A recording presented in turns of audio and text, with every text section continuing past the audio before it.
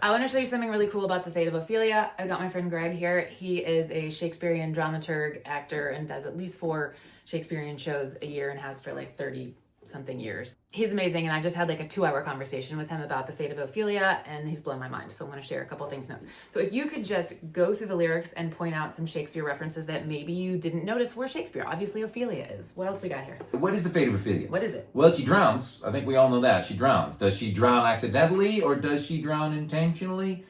It's a little left up to question. It's doubtful. Her death was doubtful, says the priest. We also know that some degree of mental illness was involved in the process regardless. Or is that the fate of Ophelia, the mental illness? I don't know. Could argue it. Did she drown in the melancholy, as it were, or did she drown in the brook, or both? You were paying attention. Also, drowning and deceived. Let's throw that out as a possibility for the fate of Ophelia. Drowning and deceived, which is true. She's deceived by, well, one could argue by Hamlet, who's pretending his own mental illness.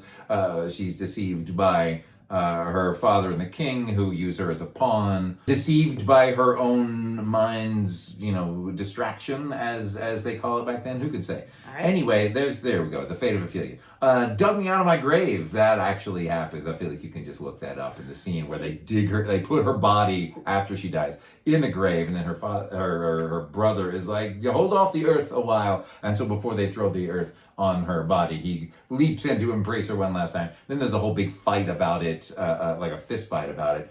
These are things that are obvious to you, but not obvious to people. Even if you've studied, like I took IB English, I've written papers on Hamlet, I forgot about that part. Well, regardless, that happens. It happens later. Well, it's because Ophelia's dead by then, but her body is still being her body is still being manhandled, even though she's not around. Not that stopped any of them from manhandling her when she was around to say something. So, is it fair to say, I'm going to interrupt you, that you dug me out of my grave and saved my heart from the fate of Ophelia. So instead of like being like Laertes dugging out of the grave and I'm still in my body, she's turning it on its head a bit. It's not the same situation. It's just the same act. Flip the narrative. Love that. Yeah. Oh, her and her narrative. Don't care where the hell you've been. We'll come back to that one. It's got the line about the scorpions. Where'd the scorpions go? But love was a cold bed full of scorpions. The venom stole her sanity. I don't think this is an Ophelia thing. I don't think this is a Hamlet thing. In my brain, it's a Macbeth thing. Oh, full of scorpions is my mind, dear wife. That's right. There the grown serpent lies, the worm that's fled hath nature that in time will venom breed. No teeth for the present. That's just maybe. I mean, there is poison and stuff happening in Hamlet's ear and on the tip of Laertes' sword, Freudian much.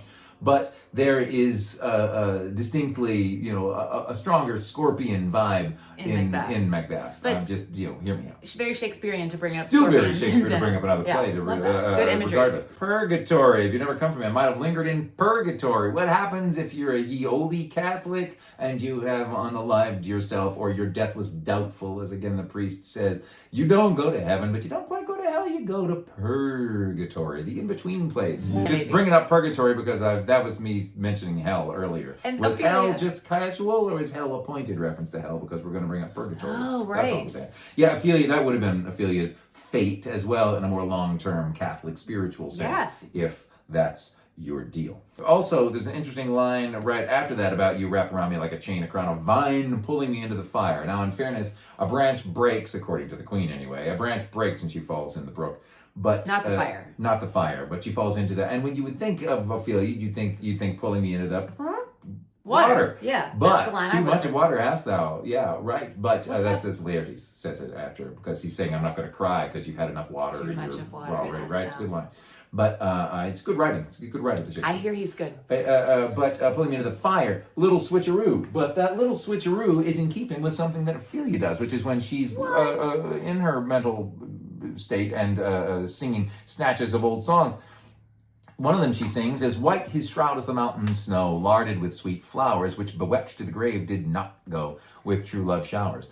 Not is not in that song, but Ophelia adds the not. You could say there's all kinds of reasons why she might, considering the cover-up that involved in Polonius not having a public funeral, which would have allowed her the opportunity to, lard his flowers with true love showers, which is to say cry to the flowers on his grave. But So that little switcheroo of using a different word than you're expecting or throwing in an unexpected word is in keeping maybe with Ophelia? Shakespeare. Yeah, Ophelia. And so you're saying Ophelia was quoting a folk song and then she changed the words and the audience would have caught that. And the audience would probably have caught that at the time. So yes. an intentional swapping of a word is a very Shakespearean thing to do. The full-on direct quote from Ophelia herself, "'Tis locked inside my memory, and only you possess the key." Or rather, when her brother goes to leave town, having said, "Hey, watch out for Hamlet. He is he's above your possibilities of love and marriage."